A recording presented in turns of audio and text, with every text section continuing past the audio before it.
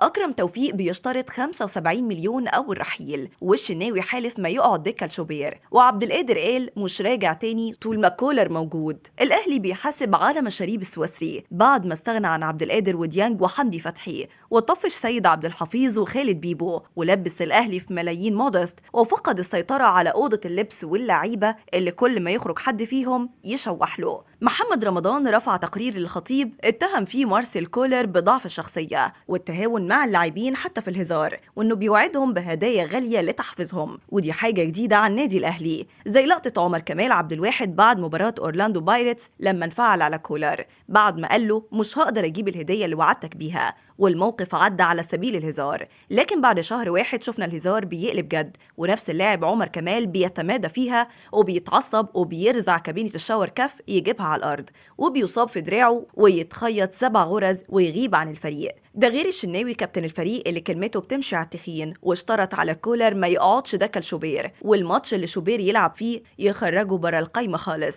وده مش موجود في عرف كرة القدم. ده حتى مانويل نوير بيقعد دكة في البايرن ومنتخب ألمانيا. ده غير تمرد أكرم توفيق على رمضان بشخصه والمماطلة في تجديد عقده. ورمضان كتب في التقرير نص المفاوضات بعد ما أكرم طلب 75 مليون للتجديد مقابل 3 مواسم، يعني 25 مليون في الموسم الواحد، لكن رمضان قال له 15 مليون في الموسم ده العرض النهائي، وأكرم رفض الرقم بسخرية وقال له ده أنا فاتح بيتين ومتجوز 2، آخري ال 75 مليون ينزلوا ل70، لكن 45 دول ما يأكلوش عيش. وضرب مثال بزيزو اللي جدد ب 50 مليون، وإنه طلب نص الرقم حبا في الأهلي، وهدد أكرم بعرض الشمال القطري. وحسب الإعلامي محمد شبانة إن في حالة انتقال أكرم لقطر هيتقاضى 1.5 مليون دولار في السنة، بما يوازي 75 مليون جنيه مصري، يعني الموسم هناك ب5 مواسم في الأهلي، ومفيش عاقل هيرفض عرض بالرقم ده. وطبعا اللي مقوي قلب أكرم رحيل ديانج وحمدي فتحي اللي وافق على بيعه لتأمين قيمة صفقة أنتوني مودست اللي كلف خزينة النادي 1.5 مليون دولار قيمة عقده و250 ألف دولار مكافآت، يعني بنتكلم في 88 مليون جنيه.